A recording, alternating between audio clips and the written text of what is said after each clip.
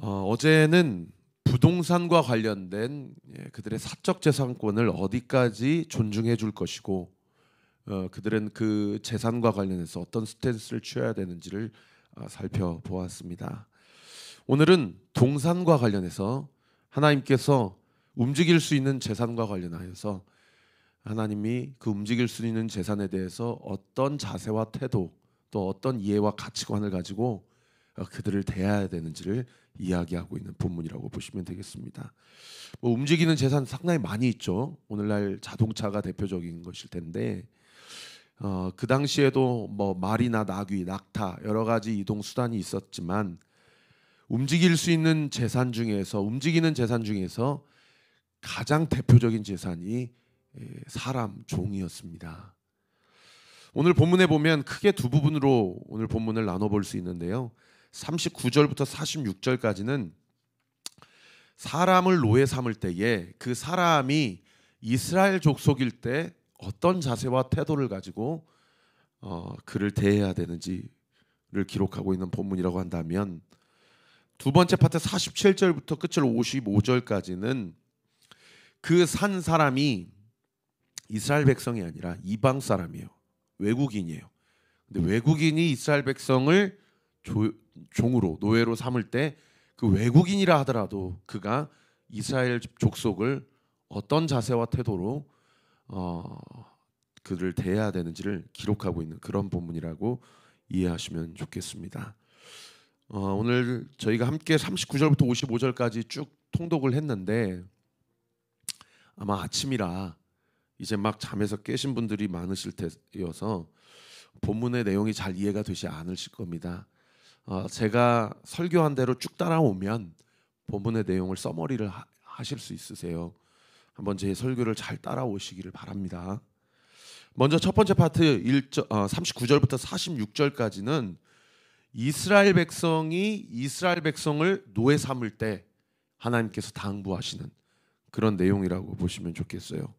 5가지로 정리해 볼 수 있는데, 먼저 40절에 보시면은 이스라엘 백성이 이스라엘 백성을 종으로 삼을 때는 종이라고 생각하지 말고 그를 품꾼, 즉 돈을 주고 일을 대신 시키는 그런 사람이라고 생각을 하고, 또는 나와 함께 사는 동거인이라고 생각하고 그를 대해야 된다라는 것이 하나님의 부탁이자 당부이자 명령입니다.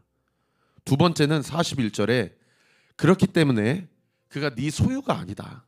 너는 그를 돈을 주고 그의 노동권만을 사용할 수 있는 권리만 취하는 것이지 그 사람 존재가 네 소유가 되는 것은 아니다. 그러므로 희년이 되면 반드시 그를 자신들의 소유로, 자신들의 기업으로, 자신들의 고향으로 돌려보내야 된다. 이때 그가 너의 노예가 되어서, 품꾼이 되어서 너를 섬길 때에 가족을 꾸리게 되었다면 그 사람만 돌려보내지 말고 그 모든 노동력, 그 모든 가족들도 다 돌려보내야 된다라는 것이 두 번째 당부이고요. 이렇게 하는 이유는 뭐냐? 세 번째 42절부터 43절까지 그들이 네 것이 아니라 나의 것이다, 즉 하나님의 것이다 라는 것을 이야기하고 있는 그런 본문이죠. 여러분, 하나님을 경외한다면 그들을 절대 막대할 수 없다는 거예요.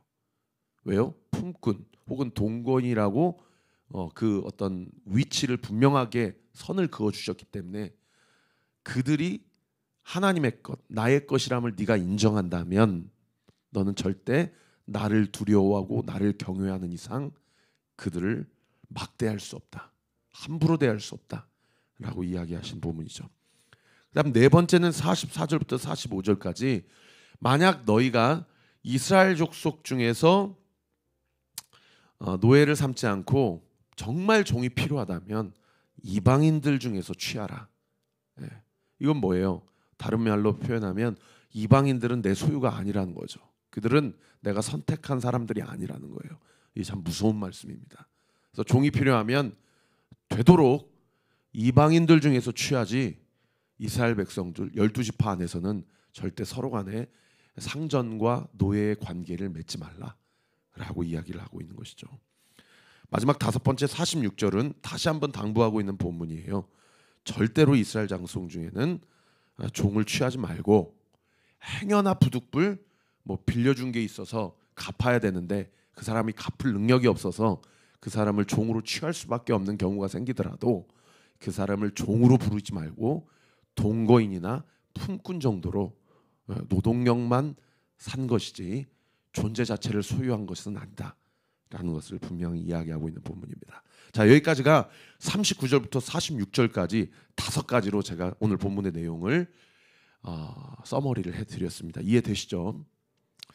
그다음 두 번째 파트 47절부터 55절까지는 이 주인이 이스라엘 백성이 아닌 경우예요. 외국인인 경우에 그 사람이 이스라엘 백성을 샀어요.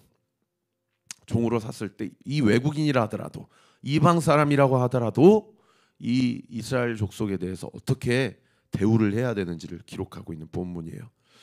자, 아까 제가 분명히 말씀드렸죠. 이방인들은 하나님께서 자신의 백성으로 삼은 자들이 아니기 때문에 그들은 종으로 삼아도 된다라고 말씀하신 하나님이 어떻게 주체가 이방인일 때에 이 본문을 이방 사람들에게 이야기하실 수 있나, 이런 질문이 들 수 있으실 겁니다. 그런데 여러분 꼭 기억하셔야 되는 게 출애굽하여서 지금 시나이 반도에서 율법과 언약을 모세를 통해서 받는 60만 이스라엘 백성 안에는 순수 혈통 유대인들만 있었던 것은 아니라는 거죠. 애굽 사람 중에서도 10가지의 하나님의 기적과 재앙을 보고 나 저 사람들 따라가야 되겠다, 이 이집트에는 소망이 없구나 하고 그 하나님을 믿는 믿음을 가지고 따라 나온 그런 이집트인들이 있었다라는 겁니다. 출애굽기에서는 그것을 잡족들이 함께 나왔다라고 기록하고 있어요. 그리고 엊그저께 본문에 보면은 어떤 경우도 있었습니까? 혼혈인도 있었어요. 즉 부모 중에 한쪽은 유대인이지만 한쪽은 이집트 사람들도 있었다라는 거죠.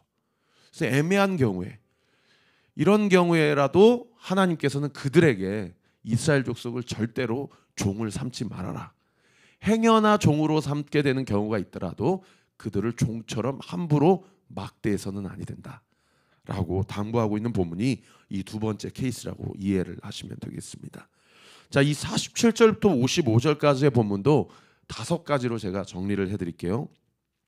먼저 48절에 보면 네가 이방인이고 네가 순수 혈통이 아니다 하더라도 네가 어떤 경우에 의해서 이스라엘 백성을 노예 삼았을 때에 그 노예가 언제든지 내가 합당한 대가 지불, 값을 치르고 나는 이제 당신에게서 노예로서의 신분을 해방하고자 합니다 라고 값을 치를 수 있는 능력이 되어 자신의 노동력에 대한 합당한 값을 치르게 된다면 넌 네가 원하지 않더라도 그 사람을 노예로부터 해방시켜줘야 된다라는 것이 첫 번째 부탁과 명령이십니다. 48절에 그 말씀이 기록되어 있고요.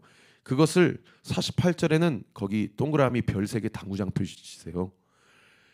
속량받을 권리, 그가 주인의 의사와 상관없이 자기 노동력에 대한 합당한 값을 치를 수 있는 능력이 된다면 그 사람은 그 값을 치르고 너로부터 자유케 될 권리가 있다라고 그렇게 표현을 했다라는 것이죠. 그런가 하면 49절에 행여나 그 사람이 그럴 능력이 없는데 그 사람의 가족이라든지 그 사람의 사촌이라든지 친척 중에 누구든지 이 사람 내 새끼고 내 가족이고 우리 어머니 아버지니까 내가 값을 치르고 이 사람 노예로부터 좀 빼내겠습니다 라고 그의 지인들이 너에게 요구를 한다면 너는 네가 원하지 않더라도 그 사람을 노예로부터 해방을 시켜줘야 된다. 이 무슨 얘기입니까? 아까 제가 말씀드린 대로 그 사람의 노동력만 너가 취한 것이지 그 사람의 존재를 취할 수는 없다는 것을 다시 한번 명확하게 말씀해주고 있는 그런 부분이죠. 세 번째는 50절에 기록되어 있는데요. 50절에 보시면 사용권만 사용한 것이기 때문에 희년을 기준으로 남은 날을 계산하여서 노동력에 관련된 값만 지불하면 그 사람은 언제든지 노예로부터 해방될 수 라는 말씀이 50절, 51절, 52절. 희년 기준으로 하여서 남은 날이 많으면 많은 값을 지불하고 희년 기준으로 남은 날이 적으면 적은 값을 지불하여서 그 사람을 노예로부터 해방시켜 줘야 된다. 뭐 구체적으로 얼마를 보상을 해줘야 되느냐는 또 모세가 또는 아론이 각 지파 장로들이 아마 논의를 거쳐서 결정을 했겠죠. 어쨌든 하나님께서는 전체적인 어떤 원칙과 어떤 큰 맥락에서의 기준만 지금 당부를 하고 계시는 그런 본문이라고 이해하시면 되겠고요. 그 다음 네 번째는 53절에 보시면 그 주인이 이방인이라 하더라도 너는 그 사람을 사꾼처럼 여기고 막대해서는 아니 된다 라고 동일하게 당부하고 있는 부분. 그리고 54절에 몸값을 지불하지 못하더라도 희년이 되면 그 사람은 무조건 묻지도 말고 따지지도 말고 노예로부터 자유케 해방시켜 줘야 된다라는 것. 이렇게 5가지 주체가 주인이 이방 사람인 경우에라도 그 이스라엘 백성을 노예 삼았을 때 어떤 자세와 태도로 그를 대해야 되는지를 기록하고 있는 그런 본문이라고 보시면 되겠습니다. 자, 오늘 말씀을 정리하면서 2가지로 제가 여러분에게 좀 도전하고자 합니다. 첫 번째는 그 주체가 이스라엘 백성이든 아니면 이방 사람이든지 간에 이스라엘 민족 중에 한 사람을 부득불 노예로 취하게 되는 경우에는 그 사람을 막대하지 말고 그 사람을 존중하고 소중히 여기고 그 사람을 품꾼이나 동거인으로 취급해야 된다라고 하는 말씀이에요. 여러분, 그렇게 말씀하시는 근거가 무엇입니까? 그 사람이 너의 소유가 아니라 그 사람의 소유권은 나에게 있다라고 말씀하시고 있기 때문이라는 것이죠. 여러분, 이 맥락에서 우리 스스로를 좀 적용해 보고 대입해 본다면 나의 소유는, 나에 대한 소유권은 나에게 있는 것이 아니라 하나님께 있음을 믿으시기를 예수님의 이름으로 축원합니다. 여러분, 나의 소유권이 하나님께 있다면 우리는 나 자신을 소중히 여겨야 돼요. 근데 그리스도인들 중에서도 자기 자신을 막대하는 사람들이 있어요. 내 인생이니까, 내 삶이니까. 그러면서 남들에게는 그렇게 잘하는데 자기 스스로는 막대하는 사람들이 얼마나 많은지 몰라요.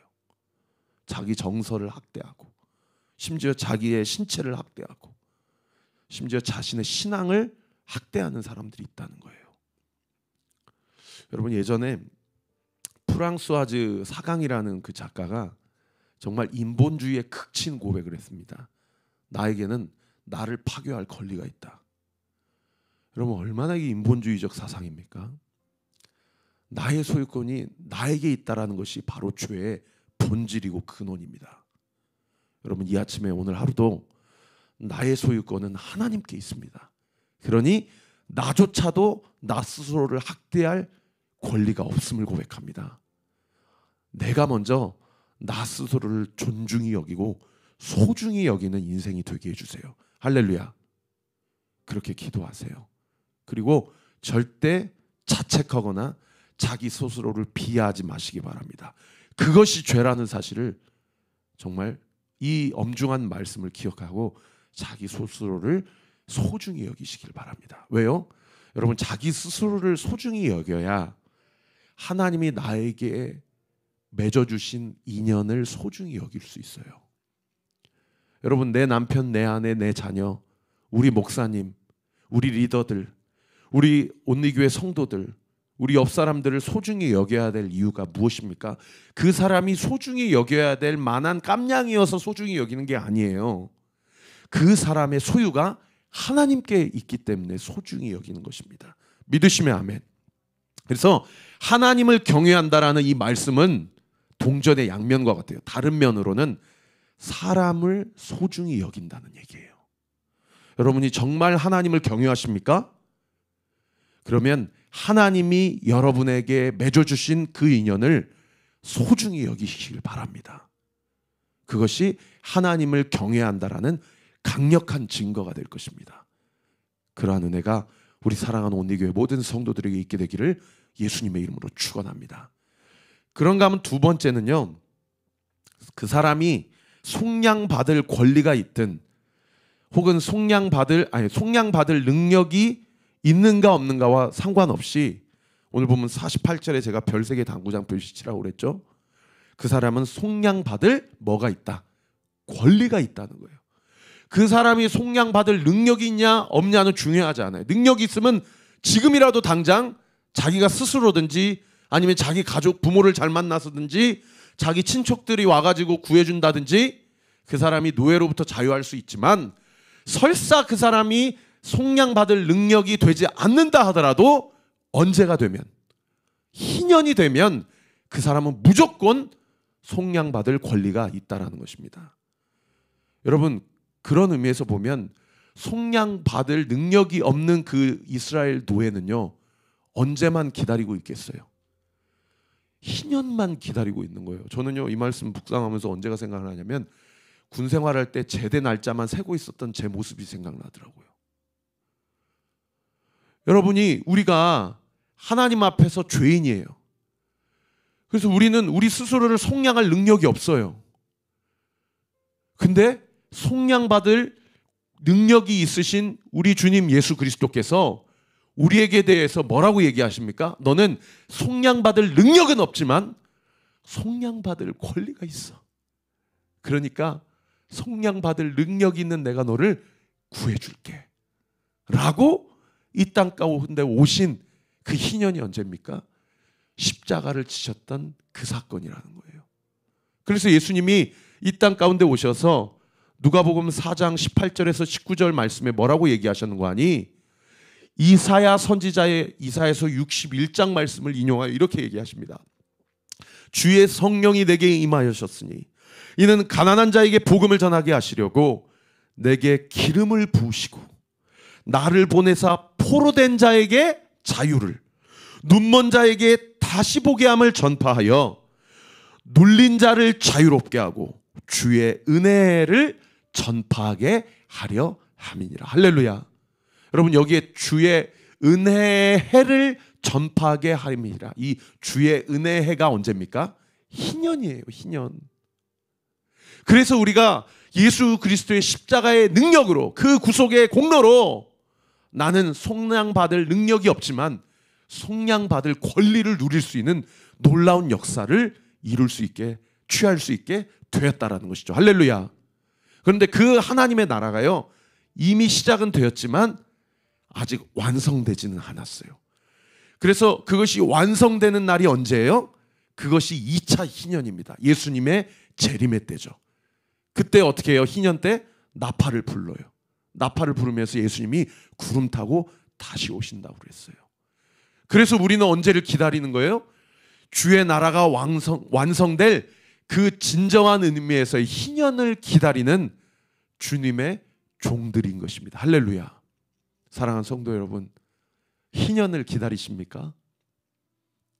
우리를 자유케 하시고 우리를 모든 죄의 속박으로부터 구속하시고 구원하신 그 희년을 기다리면서 오늘 하루도, 아니 우리의 평생에 우리 스스로를 절대 함부로 대하지 말고, 우리에게 주신 인연을 절대 함부로 대하지 말고,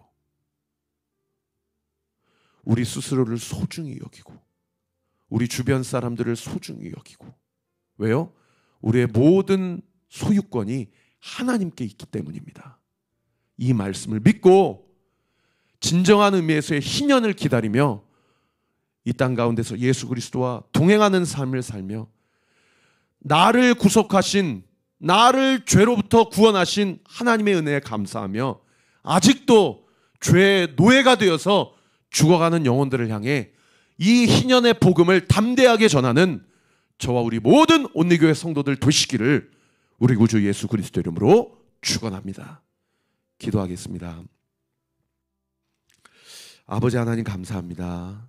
오늘 이 하루도 생명의 만나로 우리를 살려주시고 우리를 먹여주시고 우리의 정체성이 무엇이고 누구인지를 깨닫게 하시니 감사를 드립니다. 주님, 나의 소유가 내 것이 아니라 하나님 것임을 고백합니다. 내 남편, 내 아내, 내 자녀들, 우리의 가족, 우리의 교회, 이 나라와 이 민족의 모든 소유권도 하나님께 있음을 고백합니다. 그러므로 우리가 하나님을 경외하오니 우리에게 주신 소중한 인연을 소중히 여기게 하시고 우리를 구속하시고 우리에게 속량받을 권리를 주신 주님께 감사하며 너도 그 권리가 있다라고 담대하게 복음을 전하는 저와 우리 모든 온리교회 성도들 되게 하여 주시옵소서. 오늘도 우리 사랑하는 성도들의 앞뒤 좌우 위아래를 예수님의 보혈로 덮어주시고 그 권리를 사용하여서 하나님을 두려워하며 세상 앞에서 담대하는 우리 사랑하는 모든 온리교회 성도들 되게 하여 주시옵소서. 예수 그리스도의 이름으로 명하노니 예수 그리스도의 보혈의 능력이 덮어지게 될지어다. 속량받을 권리가 있음을 기억하고 그 권리를 위임받은 자로서의 당당한 삶을 살게 될지어다. 그러한 능력이 공급되게 될지어다. 성령의 능력으로 승리하게 될지어다. 믿고 감사드리오며 살아계신 우리 구주 예수 그리스도의 이름으로 기도하옵나이다. 아멘. 지금은 우리 구주 예수 그리스도의 은혜와 하나님의 사랑과 성령의 위로교통 충만하심이 하나님 앞에서 나의 소유가 어디에 있는지 누구에게 있는지를 기억하고 나를 만나게 하시는 모든 사람들의 소유가 누구에게 있는지를 기억하고 하나님을 경외하며 사람을 소중히 여기고 나를 구속하신 그 은혜와 권리를 기뻐하며 감사하며 죽어가는 영혼들에게 그 권리를 전하기로 결단하는 우리 사랑하는 온리교회 모든 성도들 머리머리 위에 저희 교회를 위해 기도해 주시는 모든 이 새벽의 기도 중보자들 머리머리 위에 지금으로부터 영원토록 함께 하시기를 간절히 축원하옵나이다. 아멘.